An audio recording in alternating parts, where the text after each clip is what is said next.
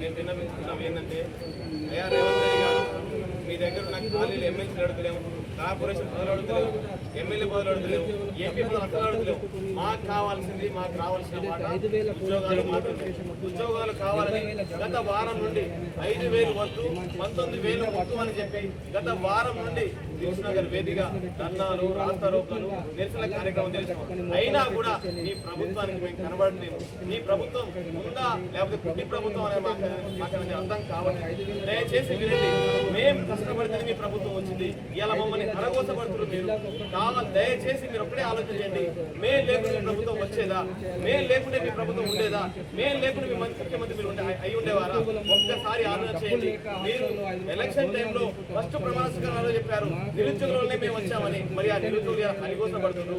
18 మంది నిరుద్యోగులు చనిపోయారు. దిల్సుఖ్నగర్లో నిరుద్యోగులు బాధపడుతున్నారు. వాళ్ళ బాధ కనీసం పట్టించుకోండి అని చెప్పేసి రేవంత్ రెడ్డి గారు అడుగుతున్నాం. మీరు కనుక 5 రోజులు నోటిఫికేషన్ ఇస్తే ఈ తెలంగాణ రాష్ట్రంలో తీవ్ర దాడి ఎదుర్కోవాల్సి వస్తుంది అని చెప్పేసి మేము మనస్ఫూర్తిగా చెప్తున్నాం. మీకు 20,000 ఉద్యోగాలు ఇచ్చి మమ్మల్ని ఆదుకోవాలని ఈ ప్రభుత్వం రిక్వెస్ట్ చేస్తున్నాం.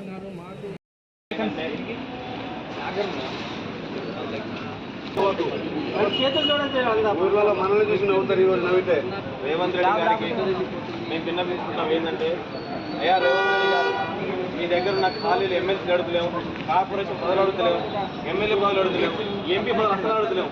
మాకు కావాల్సింది మాకు రావాల్సిన మాట ఉద్యోగాలు మాత్రమే.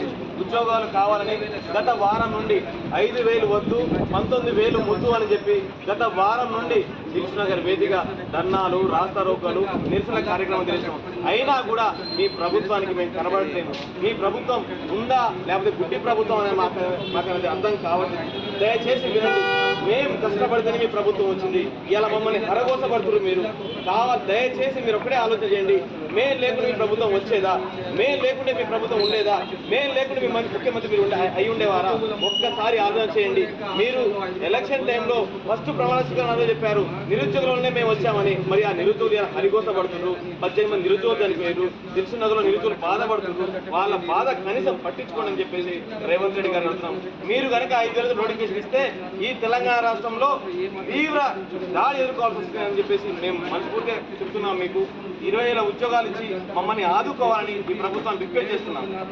జై తెలంగాణ, జై తెలంగాణ. ఇవాళ నిరసన తెలుస్తున్నామంటే ఏ ఒక్కరికి వ్యతిరేకం కాదు. కేవలం మా సమస్య ప్రభుత్వం దృష్టికి చేరాలని చెప్పేసి మాత్రమే మా యొక్క తపన. మా న్యాయపరమైనటువంటి డిమాండ్ని మీరు పరిష్కరించాలని చెప్పేసి మేము ఆశిస్తున్నాం సార్. దయచేసి తెలంగాణ రాష్ట్రంలో ఉన్నటువంటి 15 లక్షల మంది నిరుపేద గ్రామీణ ప్రాంతాలకు చెందినటువంటి పిల్లలు మేమంతా కూడా మా కడుపు కొట్టకండి సార్. దయచేసి మిమ్మల్ని నమ్మి గెలిపించినందుకు ఉన్నటువంటి 19,000 ఖాళీలు మొత్తం కూడా భర్తీ చేసినటువంటి విధంగా మీరు కృషి చేయండి. అదేవిధంగా వయోపరిమితి కానిస్టేబుల్కి 36 సంవత్సరాలు, ఎస్ఐకి 35 సంవత్సరాలు పెంచి మాకు కొంచెం ఉన్నటువంటి కళని సాకారం చేసుకున్నటువంటి దిశగా మాకు మీరు సహకరిస్తారని చెప్పేసి మేము కోరుకుంటున్నాము. దయచేసి ఇంత ఘోరమైనటువంటి ఈ స్థితి కూడా మేము పాల్పడుతున్నామంటే కేవలం ఒకటే, మా కళ ఒకటే, పోలీస్ యూనిఫామ్ ధరించాలని చెప్పేసి ఒక తపన మాత్రం తప్ప మిమ్మల్ని వ్యతిరేకం చేయాలని కాదు సార్. దయచేసి మా ఎందుకు దయచేసి మాకు సపోర్ట్ మీకు చేస్తారని చెప్పేసి మేము మనస్ఫూర్తిగా మిమ్మల్ని అభ్యర్థిస్తున్నాం. జై తెలంగాణ. ఈరోజు మేము కళ్ళకు నల్ల రిబ్బన్లు కట్టుకొని ఈ ప్రదర్శన చేస్తున్నామంటే ఒకటే కారణం, గత 10 రోజుల నుంచి ఏదైతే ఇంద్రనాయక్ కావచ్చు, నవీన్ పట్నాయక్, కుమార్, సింబు, ఆకాష్, శంకర్, నవీన్ ఇలా మా నిరుద్యోగులం అందరము కలిసి ప్రతిరోజు ఏదో ఒక మూవ్మెంట్ చేస్తున్నాము.